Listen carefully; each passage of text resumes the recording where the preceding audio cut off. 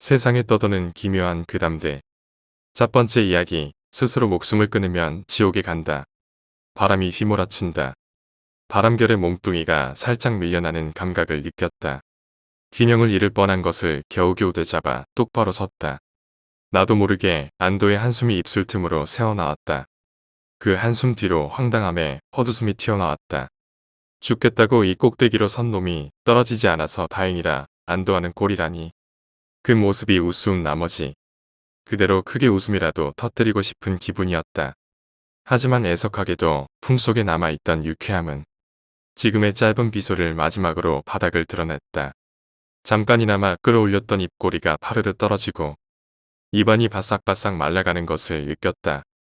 바람이 무척이나 세다. 이 난간 아래에 서 있을 때만 해도 날씨가 참으로 덥다고 생각했었다. 하다못해 죽기 전에는 시원한 바람이라도 불어주면 좀 좋으냐며 하늘에 대고 소리치기까지 했다. 그러나 난간 위의 세상은 너무나도 달랐다. 찜통 같은 더위는 온데간데 없이 소름 끼치도록 차가운 바람이 불어닥치고 있다. 사람 키만도 못한 시멘트 난간에 무슨 대단한 마법이라도 깃든 것일까. 실없이 그런 생각을 떠올리다가 문득 그럴싸한 답을 떠올리고야 말았다. 그래, 다른 세상인 것이다. 난간 아래는 이승이고 이 난간은 저승에 가는 문턱쯤 되는 거겠지. 그렇다면야 갑자기 싸늘한 공기가 몸을 훑는다고 해도 이상할 게 없다. 바람이 끊임없이 등을 떠민다. 뭘 망설이냐는 듯 볼품없이 찌그러진 등짝을 연신 밀어내고 있다. 마치 저승사자가 짜증을 내며 재촉하는 것만 같다. 이 자식이 모처럼 데리러 왔더니 뭘 하고 있는 거야. 그렇게 신경질을 내는 해골 바가지가 바로 눈앞에 보이는 것만 같았다. 잠깐, 저승사자가 해골처럼 생겼던가? 아니다. 해골은 서양 사신이었지. 내가 아는 저승사자라면 검은 도포에 갓을 눌러쓴 옛날 같은 모습이다. 왜 난데없이 거적대기를 뒤집어 쓴 해골을 떠올렸을까? 어쩌면 그쪽이 좀 더 죽음이라는 이미지가 강렬해서일지도 모른다. 어쨌거나 정말 저승사자가 내 곁에서 재촉하고 있는 것이라면 차라리 다행이었다. 애매하게 목숨줄이 붙은 채 저 까마득한 아래서 끔찍한 고통을 느낄 일만큼은 없는 것이다. 무엇보다 사후세계란 것이 정말로 존재한다는 증거가 되어줄 테지. 물론 저승은 스스로 목숨을 끊은 인간을 좋게 대우해주지 않는다지만 아무것도 없이 그저 사라져버린다는 것보다야 좋다 싶었다. 그런데 자살이 왜? 그게 왜 죄야? 저들이 직접 겪어보면 그런 말 안 나올걸. 하늘 위인지 땅 아래인지 편하게 눌러앉아서 남의 잘못이나 까뒤집는 것들이 뭘 안다고 자살을 욕해. 애초에 그런 놈들이 그 많은 사람들을 데려다가 천국에 보낼지 지옥에 보낼지를 정한다는 게 말이나 돼. 자격이나 있어. 그런 놈들부터 지옥에 처박아 버려야 할 텐데.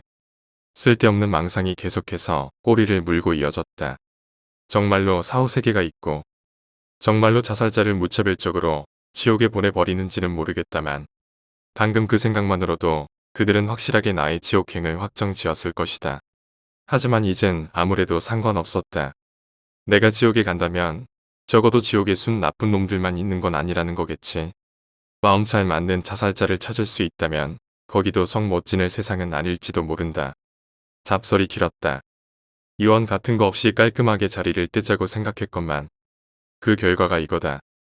결국은 제 머릿속에 의미도 모를 유언을 줄줄이 길게 써내리고 말았다. 그래도 괜찮겠지. 불바닥에 머리통이 뭉개지고 나면 이 유언장도 흔적 없이 사라져버릴 것이다.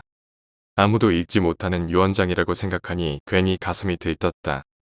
그것이 삶을 마무리하기에는 가장 완벽한 기분이라고 생각했기에 다시금 등을 떠미는 바람에 저항하지 않고서 그대로 저승을 향해 추락해 내렸다. 저승의 날카로운 풍압이 살갗을 갈기갈기 찢어발기는 것만 같았다. 바람은 바닥을 내려다보는 눈동자를 후벼 파듯 긁어댔다. 하지만 눈을 감지는 않았다. 죽음을 놓쳐 버둥거리는 고통을 걱정하기는 했으나 고통 없는 죽음을 바란 적은 없다. 저승의 문턱을 넘는데 고통이 없다면 그거야말로 이상한 일이겠지. 완전히 말라버린 망막 가까이 아스팔트 바닥이 불쑥 다가왔다. 마침내 다가온 죽음의 순간에도 눈을 감지 않았다. 도리어 눈을 크게 뜨고 이 뿌연 시야가 빗물로 암전되기를 기다렸다. 그러나 아무 일도 일어나지 않는다. 가장 먼저 바닥에 박살나야 했을 이마는 여전히 눈썹에 살가죽이 밀려 주름을 치고 있었다. 칼바람에 말라붙고 갈라진 눈동자는 여전히 한 뼘도 채 남지 않은 아스팔트 바닥을 내려보고 있었다. 마치 시간이 멈춘 것만 같다. 죽음을 앞둔 사람에게 찾아온다는 마지막 생각의 시간일까? 최후의 순간에 뇌가 극도로 활성화되어 주변의 시간이 천천히 흘러간다는 그것일까? 그렇다기에는 너무나 길게 이어졌고 천천히라고 할 흐름조차 남아있지 않았다. 저승의 문턱을 넘는 마지막 순간에 나는 멈춰버리고 만 것이다. 멈춰버린 시간 속에서는 지나버린 시간조차 셀 수가 없었다. 이 정도면 생각도 모두 정리했다고 생각해. 이 정도면 내가 어떤 상황에 있는지 모두 이해했다고 생각해. 그렇게 항의하듯 소리를 질러보았지만 그 누구도 대답해주지 않았다. 저승사자는 뭘 하고 있는 거야? 이거 행정사고 아니야? 저승사자 역시 침묵을 끝마치지 않았다. 하루가 지났을까? 한 달이 지났을까? 1년이 지났을까? 더 이상은 버티지 못하겠다는 비명을 떠올린 그 순간에야 나는 그럴싸한 대답을 떠올릴 수 있었다. 자살자는 지옥에 간다고 했지. 하지만 이 복잡한 세상 어디에 지옥을 따로 마련할 수 있겠어. 그러니 저승에 높으신 분들은 이런 식으로 가니 지옥을 만든 것이다. 영원히 내가 바라던 죽음을 맞이하지 못한 채 저승의 문턱에 걸쳐 서서 그저 그 너머를 바라볼 수밖에 없는 지옥. 너무하다면 너무했다. 누구도 그 지옥이 이런 거라고는 알려주지 않았잖아. 억울함과 괴로움에 마음속으로 소리쳤다. 하지만 그것도 어쩔 수 없지. 죽은 자는 말이 없으니까. 마음속으로 혀를 차며 대답했다. 참으로 안타깝게도 자신의 불만에 대한 대꾸마저도 스스로 생각하는 수밖에 없었다. 하지만 그것도 어쩔 수 없지. 죽은 자는 말이 없으니까. 말라붙은 눈동자를 감지도 못한 채 대답했다. 두 번째 이야기, 새벽 운동. 안녕하세요. 부산 사는 대학생입니다. 제가 겪은 실화를 얘기하자고 합니다. 때는 오전 12시 다음 주 시험이지만 그동안 공부를 하지 않았던 저는 부랴부랴 하루 종일 공부를 했습니다. 하지만 평소에 안 하다가 갑작스럽게 공부한다고 머리에 다 들어가지는 않죠. 답답한 마음에 지하철 아래에 있는 산책로를 걸어가며 마음을 진정시키기로 합니다. 저녁에는 꽤 사람이 붐볐지만 늦은 시간이라 그런지 한 명도 보이지 않았습니다. 한참 걸었을까요? 이 늦은 시간에 운동, 아니 배드민턴을 치는 사람이 있더군요. 신기하네 하고 지나가는데 몇 초 안 돼서 제 옷을 누가 당기며 말을 하더군요. 저기 잠시만요. 으아. 겁이 많던 저는 갑작스러운 목소리에 깜짝 놀라 육성으로 소리 지르고 맙니다. 고개를 돌려보니 내 또래 정도 돼 보이는 여성이었어요. 민망해서 바로 아무렇지도 않은 척 무슨 일이냐고 묻자 내놀란 모습이 웃겼는지 미소를 머금은 여성분이 자신이 내기에서 졌는데 배드민턴을 같이 쳐줄 수 있냐고 합니다. 살다 이런 부탁은 처음 들어서 당황했는데 여성과의 대화가 전무했던 기회를 놓치지 않고 저는 흔쾌히 승낙하게 됩니다. 이런저런 얘기를 하며 배드민턴장을 갔더니 남성분이 또 하나 있더라고요. 이분도 제 또래는데 보였어요. 알고 보니 저랑 여성분이랑 같이 치는 줄 알았는데 저와 여성분 대 남성분이랑 2대1로 치는 거더라고요. 실망하긴 했지만 약속했으므로 대충 치고 빠져나가려 했습니다. 치는 도중에도 서로서로 통성명하고 대화도 했습니다. 배드민턴과 같은 운동 종목에 약하고 낯을 가려 대화에 서툰 저를 이상하리만큼 이해해주고 지나칠 정도로 분위기를 끼워주더라고요. 이런 기분은 병장 때도 못 느껴본 것 같습니다. 한 10분 쳤을까요? 시험 공부할 것도 있고 해서 3세트 정도 쳤으니 이만 가보겠습니다 하고 가려고 했습니다. 배드민턴 좋아하세요? 여성분이 밝은 목소리로 묻더라고요. 거짓말을 못하는 성격이라 솔직하게 아니요 전 별로 라고 대답했더니 여성분이 배드민턴 좋아하시죠? 한 번 더 질문합니다. 목소리가 작아 못 들었나 싶어 다시 말해드렸어요. 이제서야 이해한 듯한 여성분은 미소를 유지한 채 저한테 번호를 알려달라고 합니다. 왜요? 이해가 안 돼 물어봤습니다. 타지에서 왔는데 배드민턴을 칠 사람이 없어 같이 치자고 하더라고요. 타지, 궁금증을 참지 못하고 온 이유를 물어봅니다. 여성분의 대학교는 서울이고 휴학했다고 합니다. 그렇구나 하고 앞에서 말했다시피 배드민턴은 그다지 흥미없고 낯선 사람에 대한 경계심이 강한 데다가 내기 때문에 잠깐 도와준 거라 그냥 가려고 했습니다. 그 여자도 나의 경계심을 눈치챘는지 카톡 아이디만 일려달라 하더라고요. 직감적으로 이상함을 느낍니다. 왜냐면 문맥이나 분위기상 어색하거든요. 애초에 내기 때문에 잠깐 치는 거고 배드민턴을 좋아하세요. 에 대한 대답이 부정인데 갑자기 같이 치자니 두 번의 거절에도 불구하고 번호를 알려달라니 뭔가 답이 어떻든 정해진 순서로만 움직이는 기계 같았습니다. 거절을 잘 못하는 저는 카톡 아이디를 알려주고 이젠 진짜로 가려 합니다. 어디 사세요? 안정되고 나긋한 목소리에 이내 긴장을 풀어 무심코. 네. 아, 저기 바로 앞에. 잠시 정적. 순간적으로 느껴지더군요.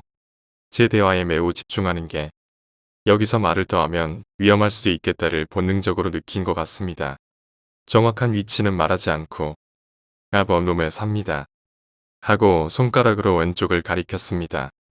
자기들도 그쪽인데 같이 가자고 물어보더군요. 한 3초 대답을 정지했습니다. 어떻게 해야 하지? 거절해야 하나? 아니 거절을 어떻게 하지? 저는 기지를 발휘해 마침 옆에 턱걸이 봉이 있는 걸 확인하여 저는 마저 해야 하는 운동이 있어서 나중에 간다 하고 좋게 좋게 거절해 빠져나왔습니다. 근데 그분들 안 가고 배드민턴을 계속 치고 계시더라고요. 턱걸이 한 20분 더 했나? 그분들이 오더니 같이 턱걸이해도 되냐고 합니다. 여기서부터 의심이 확신이 들었죠. 아니 처음 보는 사람인데 굳이 이렇게까지 친해지고 싶나? 이상해. 잔뜩 긴장을 하고 있었습니다. 남성분이 턱걸이 한번 보여주더니 저보고 한번 보여달라고 합니다. 은근히 승부욕 있는 평소에 저라면 했겠지만 내가 턱걸이 하는 동안 치기 하면 어떻게 하지 걱정에 앞서 저는 잘못해서요. 거절을 했지만 말을 계속 이어나가려 하는 그분들의 대화에 최대한 고개만 끄덕이며 중단하려 했습니다. 몇 분치 안 돼서 대화가 진행되지 않아 그런지 그분들은 시간이 늦어 집에 간다 하고 작별 인사를 하고 갑니다. 작별 인사를 할 때 밝은 미소를 띤 저였지만 속으론 휴, 드디어 가네 안도의 한숨을 쉬었죠. 그래도 해코지하려 했던 사람이면 어떻게든 뭘 잊지 않았을까. 내가 의심이 너무 많았던 건가 하고 죄송스럽던 마음이 들기도 했습니다. 왜 오른쪽으로 걸어가시지? 세 번째 이야기, 차 밑에 아저씨. 어릴 때 천안에 살았었는데요. 그때 당시 가족들과 가난한 주공 단지에 옹기종기 살았었죠. 아버지는 잦은 출장으로 주말 외에는 집에 안 계셨고 어머니는 항상 일하느라 밤늦게 집에 오시는 데다 오빠는 따로 살아서 저는 거의 혼자였네요.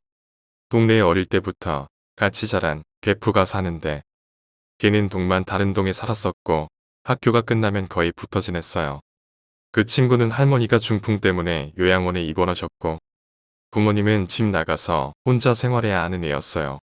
그래서 중학교를 관두고 근처 주유소 아르바이트를 하면서 생기 유지를 했죠. 밤늦게 알바가 끝나는데 여자 혼자 외진 아파트 단지로 오자니 애가 너무 무서워해서 걔가 저한테 전화하면 제가 큰 사거리까지 미리 나와서 친구를 집까지 데려다 주곤 했어요. 그늘도 여느 때와 같이 친구를 집까지 데려다 주고 전 다시 집으로 가는 길이었어요. 단지의 주차장이 넓어서 그곳을 쭉 가로질러 반대편으로 가야 제가 사는 동이 나오거든요. 근데 갑자기 누가 부르는 소리가 들리는 거예요. 야, 아가야. 잘 들었나 싶어서 mp3 이어폰을 떼고 둘러보니 아무도 없더군요. 뭐지? 하고 잘못 들었나 싶어서 그냥 가렸는데 야, 시발년아. 이리 와봐. 이리. 이러는 거예요. 진짜 막 무서워서 주위를 둘러보니 웬걸 어두워서 얼굴은 자세히 안 보였는데 어떤 아저씨가 차 후방 쪽 양바퀴 사이로 상체만 내민 채로 누워서 저를 부르는 거였어요. 그 기괴한 모습을 처음 봤을 뿐더러 왜 그러고 있는지 도무지 이해가 안 가서 소리 지르면서 도망갔죠. 진짜 공포감에 다리가 풀릴 것 같은데 힘을 짜내서 도망갔어요. 울면서 1층에서 엘리베이터를 막 눌렀죠. 저희 아파트는 동마다 1층에 경비실이 있었는데 경비 아저씨가 그 모습을 보고는 놀래서 따라 나오시더라고요. 무슨 일이냐고 물어보시기에 보았던 걸 얘기했는데 경비 아저씨 얼굴이 굳더니 삽자루를 꺼내시곤 어디냐고 묻는 거예요. 106동 앞이라고. 현관 계단 바로 앞쪽 검은 차 밑이라고. 그랬더니 막 달려가시기에 저도 모르게 용기가 생겨서 따라갔죠. 근데 아무도 없는 거예요. 그 일에서 3분 사이에 도망을 간 건지 차 밑은 비어 있었죠. 경비 아저씨는 앞으론 밤에 혼자 다니지 말라고 하셨고 저도 그 뒤론 혼자 다니지 않았어요. 도대체 상체 가슴까지만 내밀고 차 밑에 일자로 누워있던 아저씨는 누구였을까요? 왜 그러고 누워서 저를 불렀던 걸까요? 아니 사람이 맞기는 한 건가? 아직도 이해가 안 가는 사건이었네요. 후지고 가난한 동네라 별 미친 일 다 겪고 살았지만 아직도 생각하면 소름 돋는 역대급 미친 놈이었습니다. 네 번째 이야기, 하고 싶지 않은 이야기. 첫 번째 가위를 눌렸을 때는 중학교 1학년 1학기 기말고사가 끝났을 때였어요. 태어나서 처음으로 시험 공부를 하면서 밤을 새워보았고 시험을 그렇게 오랫동안 본 적은 처음이었어요. 그래서 많이 피곤한 상태로 기말고사가 끝나자마자 할아버지가 계신 시골로 사촌과 함께 쉬러 갔었습니다. 할아버지 얼굴도 뵐 겸해서요. 도착해서 사촌과 한바탕 마당에서 놀고 할아버지 방에 들어와 선풍기를 틀고 저는 침대에 눕고 사촌은 의자에 앉고 할아버지는 방석 위에 앉으셨습니다. 그러다가 TV를 보며 얼마 지나지 않아 제가 잠깐 잠이 들었어요. 문제는 그때부터였습니다. 이상한 비릿한 냄새가 나더니 저를 잠에서 깨웠고 방은 고요했습니다. 분명 TV를 틀어놔서 소리가 들려야 하는데 소리가 나지 않아 두 분은 밖에 나간 줄 알았어요. 그래서 눈을 떠 옆을 보니 그대로 앉아 계시더라고요. 사촌과 할아버지가 이상하게 TV가 꺼진 상태에서 TV를 계속 응시하고 있었습니다. 무표정한 상태로 계속. 그때 오묘하고 정상적인 상황이 아니란 걸 직감적으로 알겠더라고요. 태어나서 처음 눌리는 가위라서 이게 가위인지도 몰랐습니다. 그렇게 가위를 눌린 상태에서 몇 분이 지났을까. 식은땀이 흐르고 호흡이 조금씩 가빠졌습니다. 빨리 잠에서 깨야겠다는 일념으로만 버티고 있었던 그때. 오래된 듯 싶지만 장식장이 너무 고급스러워. 할아버지가 예전에 주워오셨던 침대 옆 장롱에서 소리가 났습니다.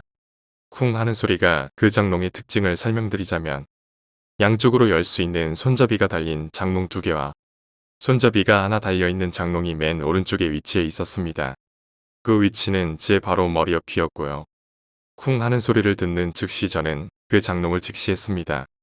너무너무 무섭더라고요. 그러면서 아까 맡았던 비릿한 냄새가 심해졌습니다. 방은 아주 고요함을 유지하는데 한 번 더 쿵 소리와 함께 장롱의 문이 반쯤 열리더군요. 그 사이에서 할아버지 와이셔츠 소매 끝이 정말 미세하게 팔랑팔랑 움직이는 걸 보았습니다. 움직이 보통 팔랑팔랑 거리는 움직임이 아니라 왼쪽으로 갔다가 1에서 2초 정지하고 오른쪽으로 갔다가 1에서 2초 정지해 있는 물리법칙으로 설명할 수 없는 그런 움직임이었습니다. 그때 호흡을 제대로 할 수 없었고 토를 하고 싶었지만 제 몸은 제 의지를 벗어난 지 오래였습니다. 제가 할 수 있는 유일한 행동은 눈동자를 굴리고 눈꺼풀을 감았다 떼는 것뿐이었습니다. 어린 나이에 그러한 공포를 마주하면서 숨을 쉬는 방법을 잊지 않기 위해 사력을 다하고 있는 도중 그 와이셔츠가 바닥으로 떨어졌습니다. 저는 그게 끝인 줄 알았습니다. 하지만 그 와이셔츠가 움직이더니 장롱을 타고 올라가서 천장에 와이셔츠가 붙어 있었습니다. 그 후 그 와이셔츠가 순식간에 천장에 쫙 펴졌습니다. 아주 정밀하게 하나의 주름 없이. 그리고 얼마나 지났을까? 그 와이셔츠에서 사람의 얼굴의 윤곽으로 추정되는 물체가 나오고 있었습니다. 얼굴이 나오고 어깨가 나오는 것을 보고 그 와이셔츠는 제가 누워있는 침대 옆으로 떨어졌습니다. 그리고 천장을 직시했는데 어떤 여성 귀신이 천장에 달라붙어 있었습니다. 눈은 선글라스보다 더 컸으며 코와 입은 잘 보지 못했습니다. 그때 비릿한 냄새와 요동치는 소리가 방 안에 가득했습니다. 그리고 그 여성 귀신의 머리카락이 정밀한 원으로 동그랗게 천장에 쫙 퍼져 있었습니다. 그리고 아주 천천히 그 귀신이 내려왔습니다. 너무 힘들었습니다. 공포감이 죽음의 두려움보다 더 큰 상태로 되니 눈에 피가 나는 느낌이었습니다. 그리고 제 코앞에서 멈춘 후 입을 몇 번 번긋거리더니 사라졌습니다. 잠에서 깨자마자 침대 위에 토를 하고 울면서 소리치면서 밖으로 달려나갔습니다. 방 안에 아무도 없더군요. 그리고 가족분들이 놀라며 뛰어오시더군요. 그러면서 진정한 후 자초지종을 설명드린 후 며칠 후에 할아버지가 장롱을 태우셨다고 하셨습니다. 저는 이게 끝인 줄 알았습니다. 14살에 처음 이렇게 후되게 가위에 눌리고 이 일화가 제 기억에서 사라져갈 때쯤 한 번 더 이러한 일이 생겼습니다. 때는 고1 2학기 때 시험 기간이었습니다. 새벽까지 라디오를 들으며 공부를 하고 1시간만 자고 일어나서 마저 정리한 걸 보려고 생각했습니다. 너무 피곤하여 1시간 알람을 그때 당시 썼었던 레인폰의 알람을 맞춰놓고 잠에 드는 순간 그 말로 형용할 수 없고 14살 때 처음 맡았던 그 비릿한 냄새가 났습니다. 그걸 맡는 순간 옛날에 그 일이 있었었다는 기억과 절대 이 냄새를 맡고 나서 잠들면 안 된다. 잠든 순간 난 또다시 좋된다라는 일념 하에 소리를 지르며 눈을 떴는데 저는 이미 가위에 눌린 상태였습니다. 심장은 빠르게 요동쳤고 두려움과 공포감의 눈에서 피가 나는 느낌을 또다시 받았습니다. 그리고 위에서 말했던 방법과 똑같이 가위를 눌렸습니다. 제 방 장롱에서 교복이 떨어지면서 천장에 붙고 귀신이 내려와서 몇 번 알 수 없는 말을 하고 또다시 사라졌습니다. 이 일을 어떻게 설명을 해야 하고 어떻게 받아들여야 하나, 해결 방법을 뭐가 있을까 하면서 이제 한 번만 더 이런 일이 생기면 어떤 방법이든 찾아서 해결해야 된다고 생각했습니다.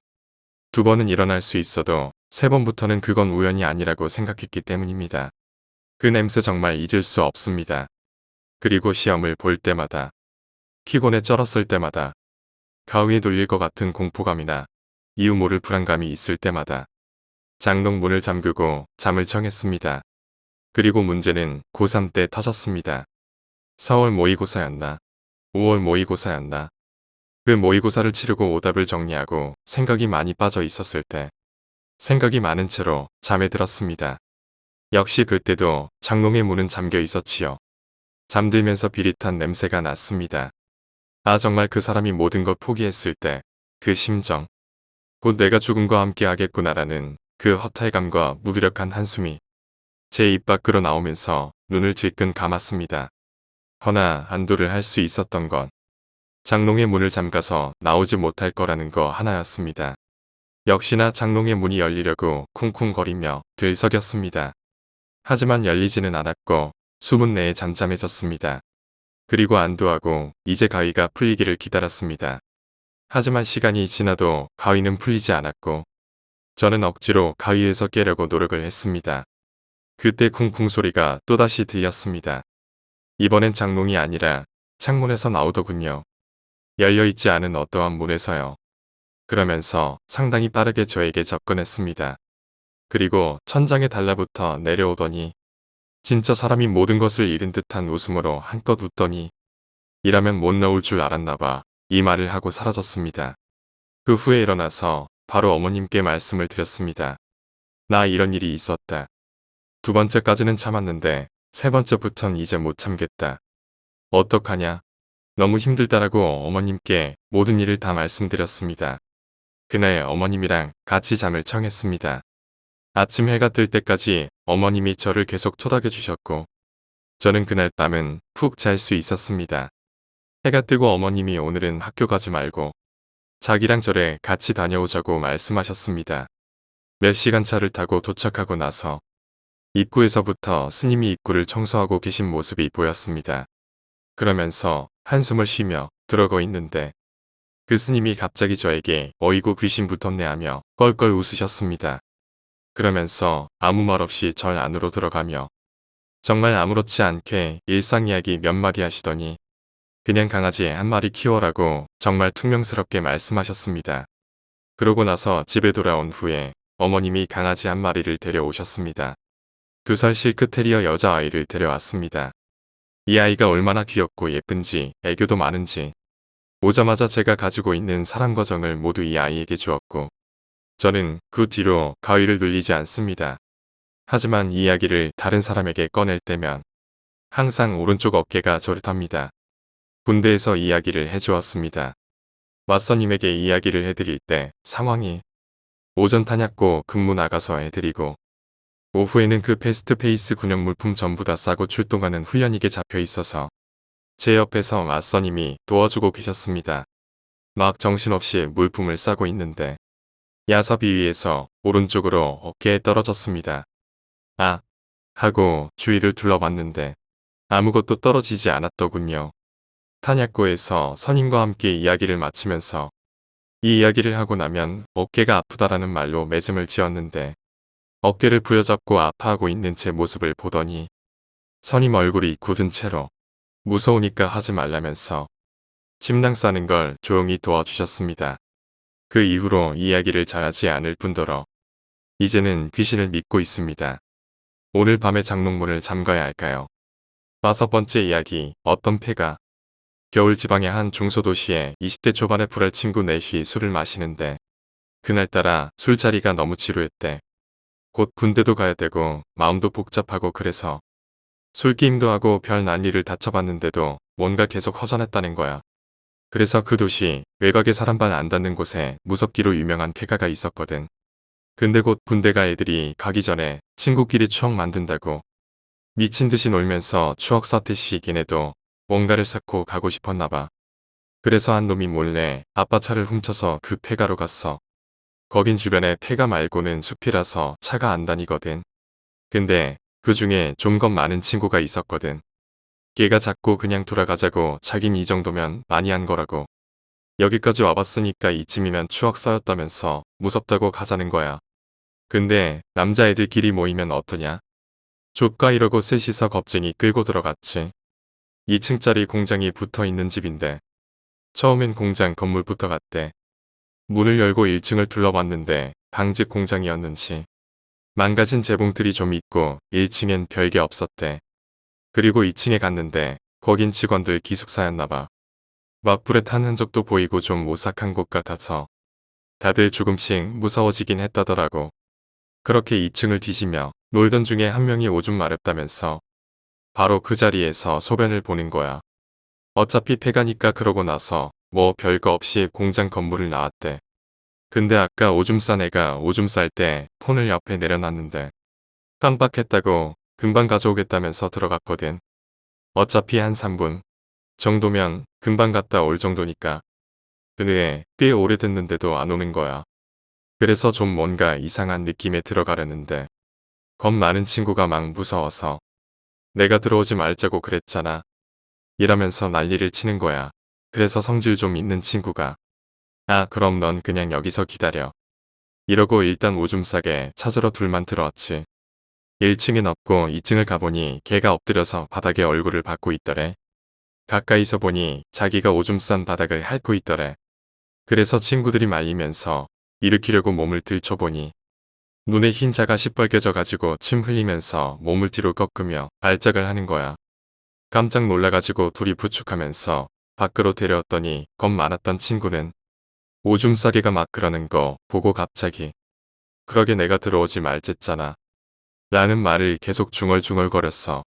하지만 무시하고 폐가를 나가려는데 뒤에 따라오면서 하도 중얼대니 아까 그 성질 있다는 친구가 닥치라고 그랬어.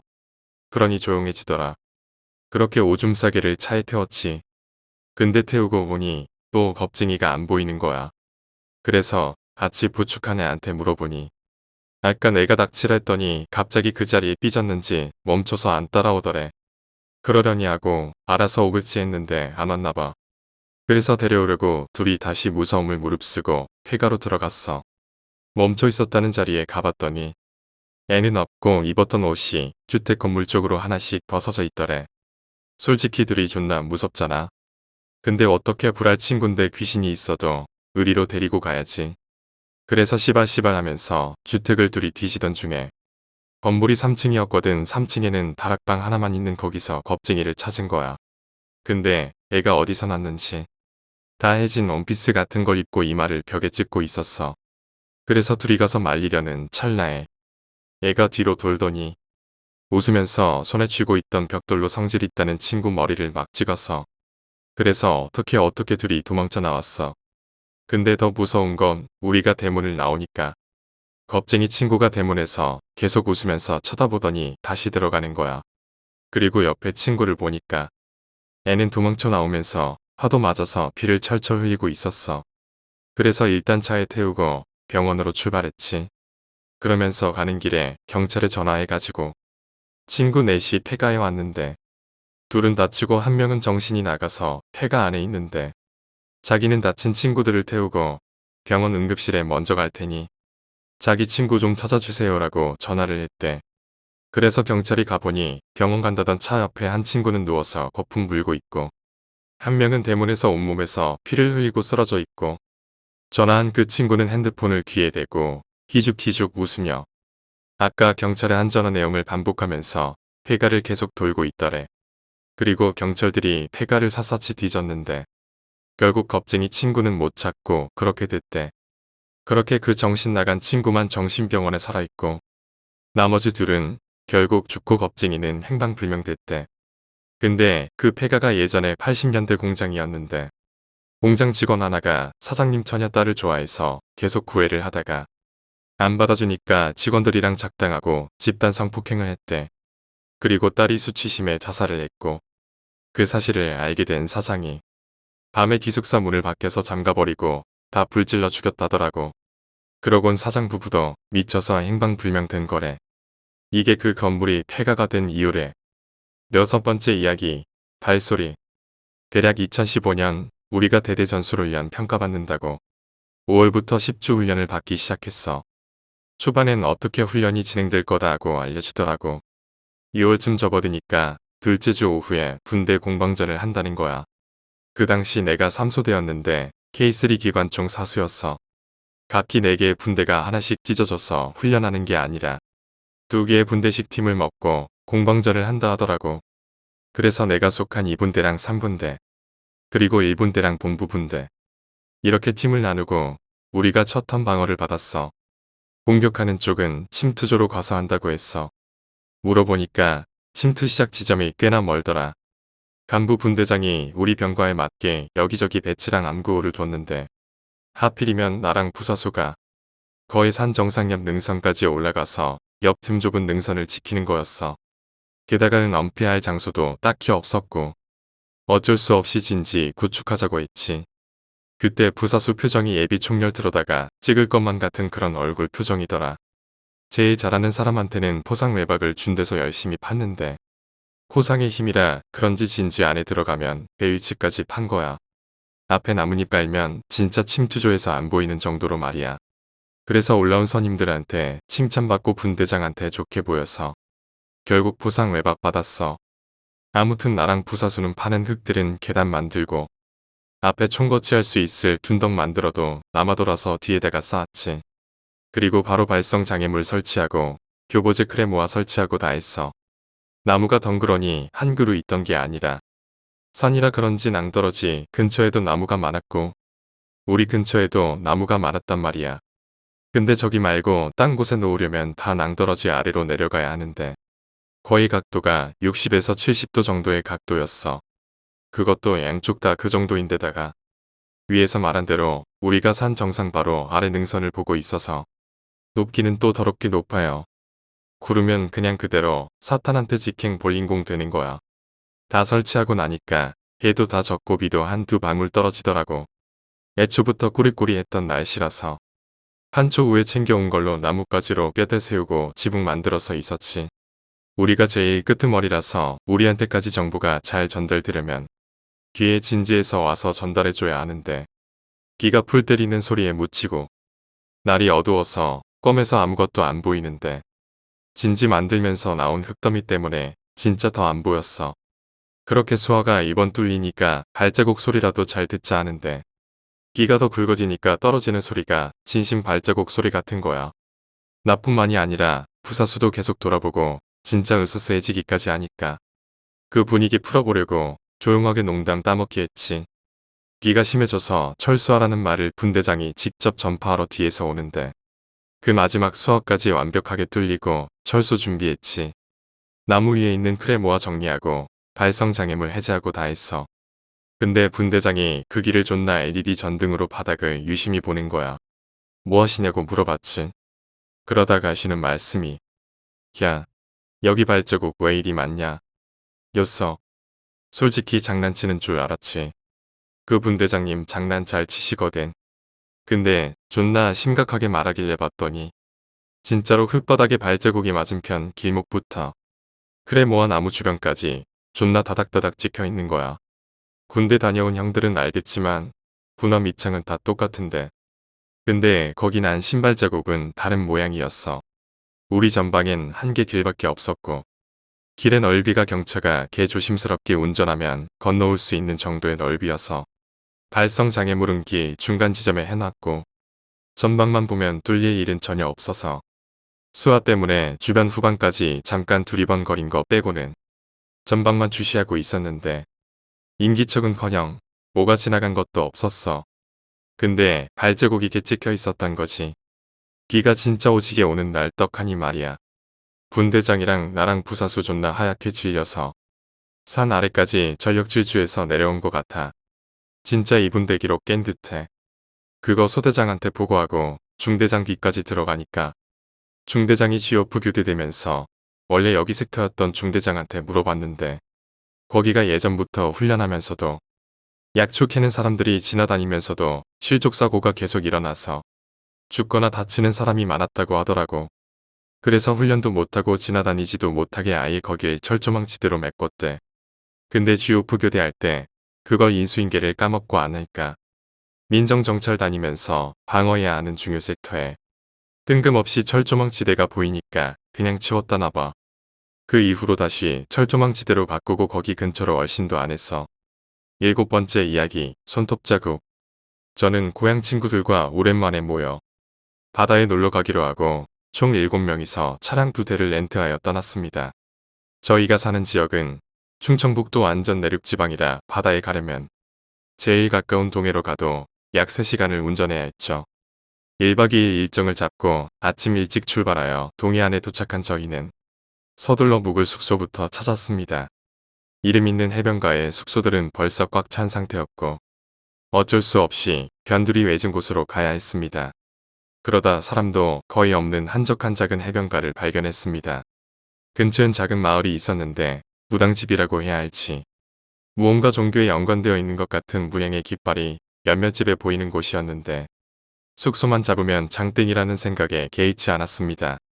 워낙 작은 마을이라 모텔은 보이지 않고 허름한 여인숙이 있었는데 다행히 방이 남아 서둘러 숙박비를 내고 낮에는 바다에서 신나게 놀고 저녁엔 술을 마시며 이런저런 이야기를 나누다 알딸딸해져 바람 쐴 겸 밖으로 나갔습니다. 마을은 제대로 된 가로등도 몇 없어 꽤나 어두웠고 으스스한 분위기가 물씬 풍겼습니다. 저희는 무서운 이야기하며 걷다가 어느 무당집 같은 곳을 지나치게 되었습니다. 갑자기 친구 한 놈이 귀신이 서 있다며 비명을 깍 지르길래 자세히 보니 무당집 앞엔 초등학생 정도 키의 장승이 서 있었는데 절에 가면 볼 수 있는 사천왕상과 어린아이의 모습을 합쳐놓은 것 같은 꽤나 기이하게 생긴 장승이었습니다. 저희는 겁쟁이라며 친구를 놀리며 낄낄댔고 친구는 뻘쭘했는지 애꿎은 장승만 발로 툭툭 찼습니다. 제가 그러다 천벌받는다며 하지 말라고 말리려는 찰나 친구의 마지막 발길질에 장승이 넘어져 버렸습니다. 갑자기 조용하던 마을의 개들이 그 순간 일제히 미친 듯이 지저대기 시작했고 거짓말처럼 천둥번개가 치며 장대비까지 쏟아지기 시작했습니다. 엄청난 오싹함을 느낀 저희는 누가 먼저랄 것도 없이 헐레벌떡 숙소로 돌아왔고 무언가에 대한 불안감에 휩싸여 쉽게 잠을 이루지 못했습니다.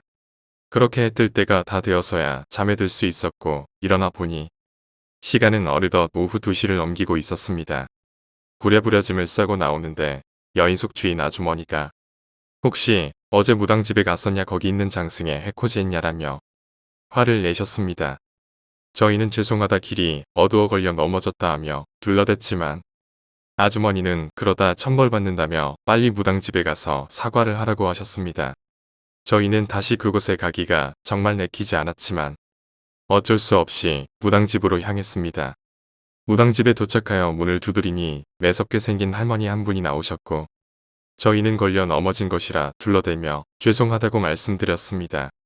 할머니는 저희가 거짓말을 하는 걸 아시는지 모르시는지 한참을 쏘아 보시더니 됐다 그냥 가라고 말씀하시며 천벌받지 않게 기도나 하라 하시고는 쾅 소리 나게 문을 닫아버리셨습니다. 시간도 많이 늦어 이러다가 내도 질 것 같아 하는 수없이 불안한 마음을 떨치지 못한 채 간단히 해장을 하고 집으로 출발했습니다. 가는 내내 차가 막힐 것 같아 그나마 국도가 한적할 것이라고 생각하고는 국도를 타고 집으로 향하였습니다. 가다 보니 날은 저물고 하필 안개비까지 심해져 한 치 앞도 안 보일 정도라 속도를 낼 수가 없었습니다. 그렇게 안개등을 켜고 깜빡이를 넣고 천천히 가고 있었는데 한참을 가는 도중 앞차에 탄 친구들에게 전화가 왔습니다. 자기네 차에서 끼익거리는 이상한 소리가 들린다며 마치 차 천장에서 무언가 긁히는 듯한 소리가 난다고 혹시 보이는 게 있으면 알려달라고 했습니다. 하지만 저희도 안개 때문에 잘 보이지가 않았고 터널이 나오면 보일 수 있으니 그곳에서 확인을 해주겠다 했습니다. 가다 보니 짧은 터널이 나왔고 그제야 주위가 밝아져 앞차의 상황을 볼 수 있었는데 뒷차의 저와 친구들은 눈앞에 보이는 것에 엄청난 공포감을 느꼈습니다. 저희가 본 건 몸집이 작은 사람 같은 시커먼 것이 선루프 위에 앉아 안으로 들어가려는 것인지 손으로 박박 긁어대고 있었습니다. 저희는 서로 아무 말도 하지 못하고 그대로 얼어붙었고 터널은 끝이나 다시 주위가 안개와 어둠으로 가득 차 보이지 않게 되었습니다. 패닉에 빠진 저희는 한참을 아무 말 없이 운전만 해야 했고 그대로 저희가 사는 지역에 도착했습니다. 렌트숍에 도착해서야 말문이 트인 저희는 앞차에 탄 친구들에게 저희가 본 것을 이야기했고 친구들은 말이 되냐며 차 천장을 확인하는데 그곳에는 누군가 손톱으로 미친 듯이 긁은 것 같은 자국이 남아 있었습니다. 비가 왔으니 망정이지. 친구들이 확인한답시고 선루프를 열었다면 어떻게 됐을까요? 지금 생각해도 소름이 끼칩니다. 물론 차량 도색 비용으로 돈도 엄청나게 깨졌습니다. 지금도 만나면 차라리 돈 몇 푼이야 내고 말지. 큰 사고 나는 것보단 다행이라고 이야기합니다. 천벌받을 걸 이렇게 때웠다고